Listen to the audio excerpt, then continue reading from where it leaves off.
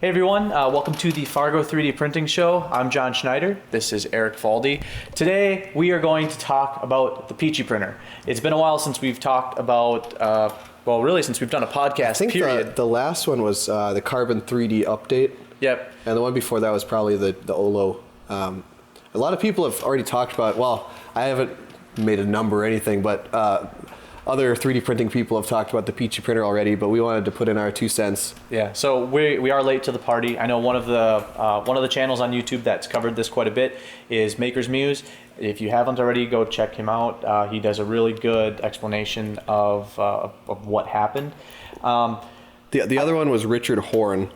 His was really well, like he looked at the timeline. He noticed some really strange facts that I didn't notice, or just discrepancies with like, oh, the date was different on this thing. His was really good too. And then Maker's Muse, he was just really, I mean, he's deep sigh. That's the first he's, really guys? It's like he just doesn't want to make the video. And I mean, when you start looking at it, I mean, all right, Eric, you don't usually bleep stuff out, but seriously, Peachy Printer, what the fluff? Like, okay, so to set the stage, the year was 2013, so we're coming up on almost 3 years ago now that this project launched on Kickstarter. And Peachy Printer, for those of you who don't know, it's a resin-based printer, but it used a really novel control mechanism. It was actually using the output from a computer sound card, and that would turn the I can't remember the mirror. Yeah, it would turn the mirror, and there's a word for potentiometer. No, it's not that. I don't remember. I'll think of it at some point, but anyway, it turns the mirror, and that guides the laser beam across the surface of the resin. And it had a price point of $99, which for a resin printer was pretty revolutionary. Now keep in mind, really small build area, your definition is going to be limited, but considering... They're all hollow parts too, right? Nope, I think really? they are. I think they're hollow. They might be, but I'm pretty sure... Either way, they look pretty good for considering. Yeah, for $99, not bad at all. And they could use any photoreactive resin, just with varying degrees of success. But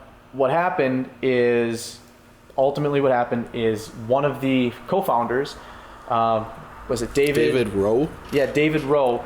So David embezzled about half of the Kickstarter funds and built a house and used it for various personal expenses. So you might be thinking, all right, this is supposed to be a company. How on earth did something like this happen? So what happened is all of the Kickstarter funds, 600 some thousand after all the fees were taken out, actually just shy of 600,000 Canadian dollars, all went into David's personal bank account. Since it was his personal bank account, the company didn't really have any insight into it. So that was a huge mistake, number one. Well, the reason they did that, from what I've read, is that they didn't have their company, I don't know if it's the LLC or whatever, it hadn't been set up yet. So then the money had to go somewhere, and that's just where I think half of it went. Well, that's where it all went there to start out. And then about 60,000 of it, and some of these other videos go into much more detail with the numbers, but about 60,000 of it was spent on actual Peachy Printer business.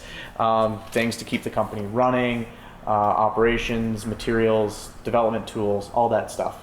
And then once they had that corporate entity set up and they had their corporate bank account set up, they transferred about $200,000 from David's bank account into that corporate account. But the rest of it was just sitting there, and for a long time David was saying that it was tied up, or the bank, or they didn't have access to it, they couldn't withdraw the funds, when really he used it as his own. Well, it was his personal bank account, but he used that money as if it was his own. And from the sounds of it, he had all intents to pay it off or to put the money back in, but for whatever reason he wasn't able to do that. I don't know. Yeah, what I was reading was that he was planning, like, okay, I'll finish the house, then I can mortgage the house, and then pay back what I took off of that. But things didn't work out. As we know, things were more expensive than he expected. The mortgage didn't end up happening. The house isn't finished. Yeah, so you can't even repossess the house and sell it. So with all of this, it shouldn't have taken 3 years for the truth to come out about what was going on.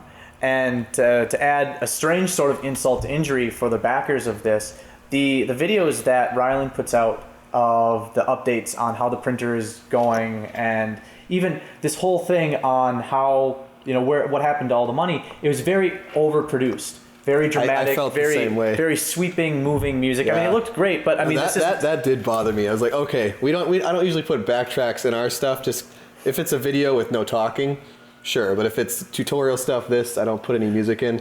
Well, and they had a backtrack on this like video where he's like, "Yep, not getting your printer, bro." And I mean, Eric, you produce all of our videos. You know what goes into doing something like that. So it's not a small task to put together a 6-minute video. Someone's thought went into where are we going to have the music, like kind of the break. I didn't analyze it that closely. And even the animations that they had in it. I mean, that's not.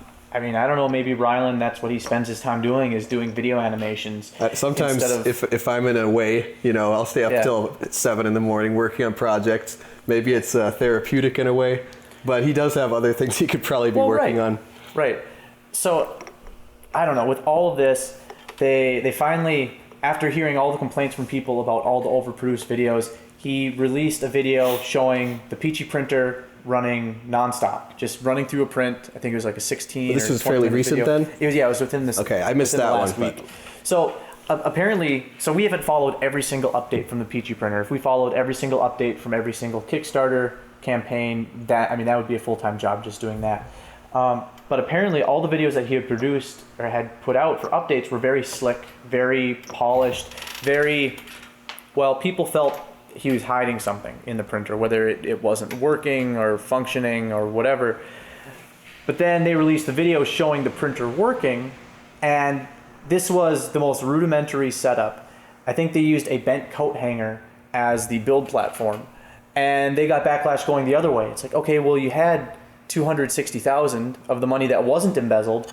What were you spending that on for the last 2 years? If that's, and I don't know. The guy can't win, but at the same point, at the same time, it's his fault. I mean, he's the CEO of the company. He's supposed to have a better handle on this. He does have a scapegoat now, but he's still he's the one talking still. But I mean, that's just it. It wasn't just David who was running the company. I mean, Rylan's got to take some responsibility too. And he's been keeping it quiet for however 18 months or whatever it's been. And I mean, when you go into business with someone, you've got to know what type of person they are. You need to know, okay, are they going to pull something like this? And of course, you can't foresee everything. That's just how relationships are. Some people are really good at hiding who they really are, what kind of person they really can be. And so I have some sympathy for him, but I mean, keeping it under wraps for so long, from what I can tell, he's not pressing charges against David. I think I don't know if it's a lawsuit. They're getting the money back, and I think they've recovered about a third of it, but the guy just doesn't have the money, so they are in the works of recovering the funds, but it's not quick. Yeah, not quick enough. They had to lay off pretty much all the employees, as far as I understand, and it's really unfortunate. I was watching a video of theirs right before all this happened, showing how they're making their motherboard, the circuitry. Like, it's super cool. They got this big machine. Yeah. Like leasing it out or something, and the next week it's just like no one's there. Everyone's gone. It's not making anything. So, Eric, are they still producing the machine? I don't know if they'd started producing. Really, they started getting parts in. In one of the videos, they showed, here's a bag of nozzles. They're ready. I believe they plan to do it. It's just the timeline is just more pushback than it previously had been. And it doesn't matter if you have 95% of the parts. Until you have 100% of the parts, you can't do anything. You can't ship someone a 95% finished printer. Well, you could. Yeah, you could. I mean, and some of the backers would probably argue, okay, well, at least send me that. So then I've got parts. Well, if you spend the shipping to send it out, to send out the 95%, well, now you're not going to have money even when you get the remaining 5% of the parts to pay to ship it out to the backers. You really can't. I don't know. There's not really winning in this situation. No, but I mean, this isn't. I mean, embezzlement aside, it seems to be typical for almost every single Kickstarted 3D printer project, unless they're an existing manufacturer or unless they have a really proficient manufacturing engineer on their team. This has happened every single time, and we've gotten yelled at for it for saying, "Oh, just you didn't watch the video." Someone will probably say, "Oh, there's this one." It's like, I'm sure there's some that. Well, okay, Robo 3D is a really good example of, and we've talked to those guys. I mean, we interviewed them at CES, and they said, "Yeah, in some ways they just got lucky." yeah, a lot of it was skill, but some of it was just sheer luck. They were there early on. They had a good machine, and right. They didn't run into. They had their machine up and running and sold before you had the port strikes on the West Coast. I mean, could you imagine if you had? Man, I mean, I forgot about that. If you'd have had everything running well in your production up to that point, and then the ports are closed off for 3 months, you can't get anything in or out. I mean, you can't predict that. And for a small startup, for a Kickstarter company, unless you have other sales of products that you can be selling so that you have money coming in, if that's what you were relying on, well, now you're stuck for paying employees for an additional 3 months. And employees, if you have a decent sized team, that's a pretty good chunk of change. And pretty soon that money that you had saved up from all your backers that you thought was going to be able to carry you and take care of marketing and get all of the backer kits out before you start selling to the general public, well, now you've got to flip-flop that. We've seen a few Kickstarters where they aren't able to ship kits to their backers. They have to, those first kits that they make, they need to sell them to new customers so that they have money coming in, so that then they can have money to actually get the kits out for their backers. Just the priorities kind of switch, like, well, we're going to go where we can make money now, and then when there's enough money extra, then you'll get your printer. Yeah. Yeah, I've been reading a lot about just people are mad at Kickstarters. Like, Kickstarter needs to be more responsible for this kind of thing because no one's taking responsibility half the time. At least with this one, he's talking. Because we were talking about, I was reading about other ones where it's, radio silence. Yeah. They disappear. Wasn't Pirate 3D? I know they were a pretty big one on Kickstarter, and I can't remember if I think that they would post updates, but at some point I think they went silent too. It gets to the point where really the team has to wash their hands clean of it. Otherwise, it's just going to keep. I mean, once you're out of money, there's not much you can do. I think what I read last about them, I don't really keep up on them anymore. Just every time something bad like this happens, people say, "Remember this other one?" Then I click on it, like, "Oh yeah, those guys." And then, I think they were opening to investors, and they're going to do the same thing. Where if we can make printers and sell them, eventually we'll try to respond to our initial investors or backers on Kickstarter. I mean, I think we've reached the point with Kickstarter where, well, I'd like to say that there's not as many scams out there. Now there's just straight up scams of people trying to, basically make a fake product. I know there was one where it was supposed to be like an underwater rebreather. So you put it in your mouth, you can breathe underwater. Okay, that's not really a thing. Otherwise, a big company would have come out with it by now. But companies that are making actual products, they aren't just going into Kickstarters lightly, or at least not as lightly. Some of them still get way in over their heads, but there's a lot that they really make sure they've got their stuff figured out before they jump into a Kickstarter. It's not just, hey, yeah, we've got this idea, we want to raise money to make it happen. They almost need to be a fully fledged company with investment dollars behind them. You're just not seeing as many Kickstarters using it as a proof of concept. Because once you've got that Kickstarter campaign out there, if it goes badly, that is going to follow you around the rest of your company's life, unless you majorly change stuff up. And yeah, that's not an easy thing to do. Yeah. So. Then there are a couple videos that they did. One of them was where they confront David Boe.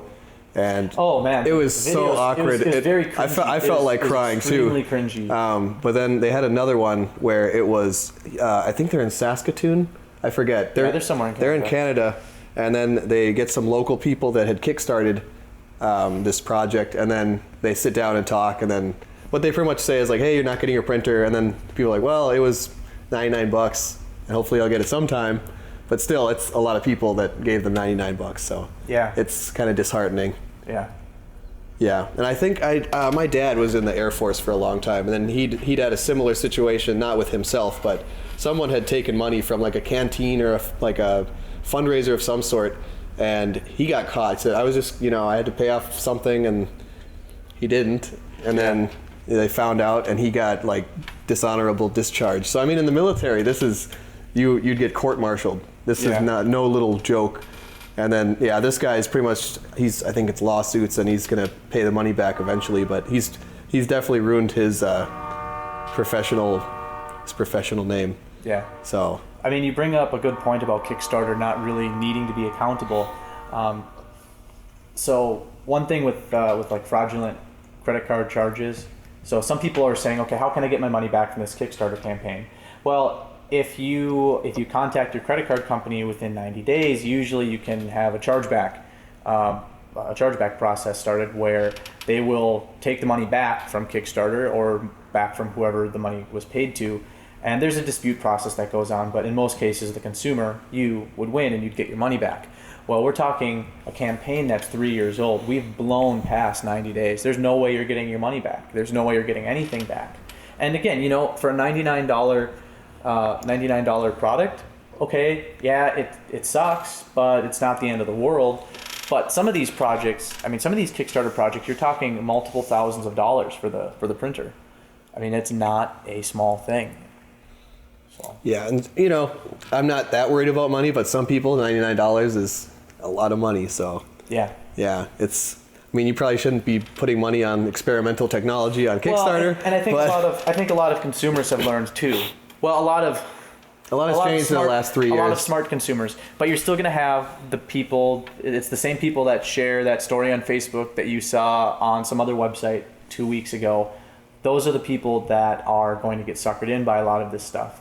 I know that there are a lot of people that would send me links to these different 3D printing Kickstarter projects saying, oh, hey, you spent $1,000 on your 3D printer? Well, here's one for under $300. You spent too much on your printer. Like, no, I didn't. I know what I've got. I have my printer and it's working. It's actually printing stuff. That one possibly will be printing things in 6 to 18 months. That's my one big gripe is that I don't need to buy a 3D printer because I work here and I can use them. They're available for me to use. But assuming that everything works out, best case you're gonna get your printer in 6 months. Mm-hmm. It's like if you want your printer, you should go buy one. Robo 3Ds at Sam's Club or wherever. It's a good printer. It's like $700. And if you want something, just go buy it. If you want to back somebody, if you're really passionate about what they're doing, and you're not worried about getting it on time, then go that route. Yeah, if you put any money into Kickstarter projects, it's like lending money to family. You should just assume you're not going to see it again. Hope that you do. Hope that you do. Be ready to not get it back. Yeah, be ready. Yeah, be prepared to not have it back. It's like, do I really need that $100? Like, well. Yeah. And I've backed projects like that where it was. I don't think I've backed anything over $100. But did you get the end product?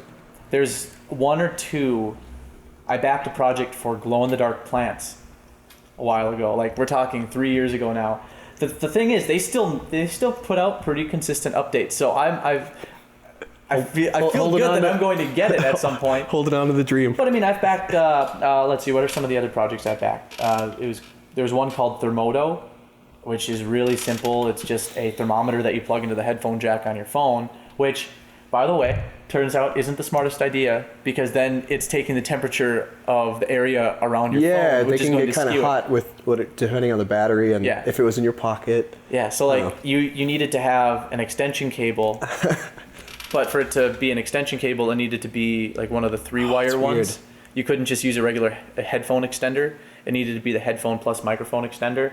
It works, but was it worth the $30 I think I spent backing it? Yeah, maybe not, but to me it was a cool project. It was fun following the progress. Another one was it was a wind speed sensor. So the same thing, you plugged it into the headphone jack on your phone. That's going to be a... Is that what it sounds like? That's the audio bite. Yeah, just like that. Just like that.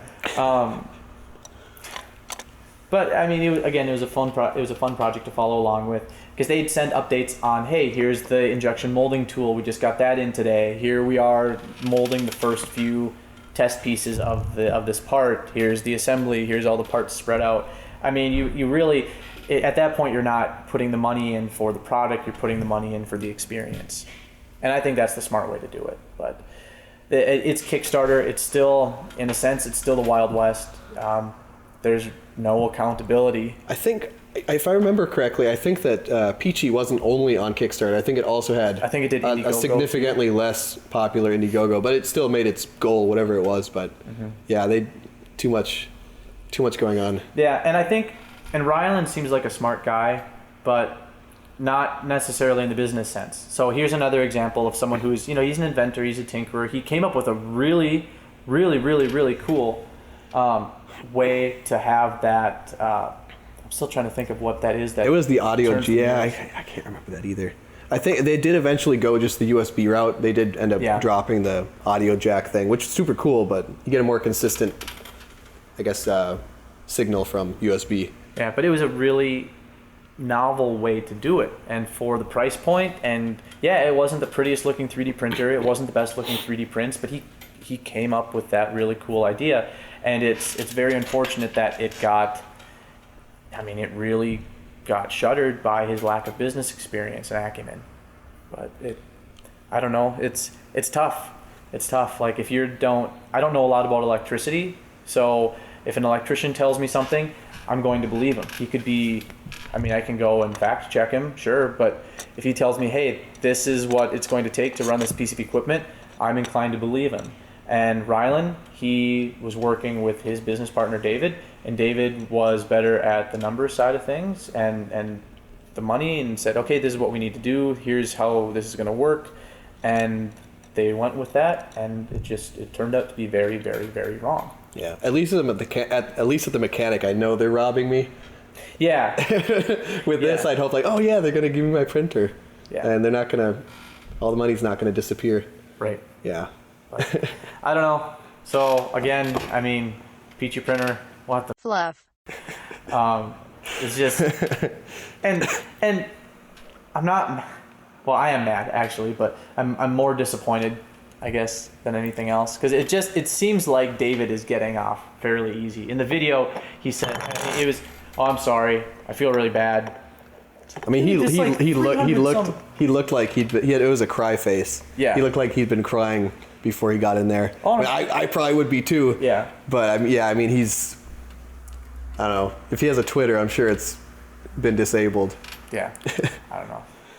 We have hopes that everything gets fixed and everything's better, but this is the real world. Speaking of the real world, though, Eric, you have some 3D printed models here. Yes, I have some physical objects on the table here. So these three were from. So you went to Rapid. We'll probably talk about this some other time, but we did a video showing off some, I won't say properties, mostly just thermal properties of different materials. I think this was just regular PLA. Yeah. This one was just coffee. And then this was APLA, which is an annealing. Yeah, the A stands for Advanced PLA. Advanced, but you can anneal it. This one, we were just putting it in there, and this one annealed as we were heating it. There's a video. It's a 3D-Fuel on YouTube. But also, Smash Mouth, famous singers of songs from Shrek and the Saturn car commercial. They're coming to Fargo for Rib Fest, and I'm not kidding. I know a lot of people that I talked to thought I was joking because they kept seeing these fake, whatever obscure, forgotten band at local diner in Indianapolis, whatever. But they're actually coming, and I'm trying to make Shrek ears so I can wear them. It's all sized funny. This is my first test, but pretty much I want to have a slide in here, and then just have little Shrek. Whatever, headpiece, whatever. And then also in the future, I'm trying to do a scanning episode. We've had Cooper Beerscheid on the show before, and he works with prosthetics.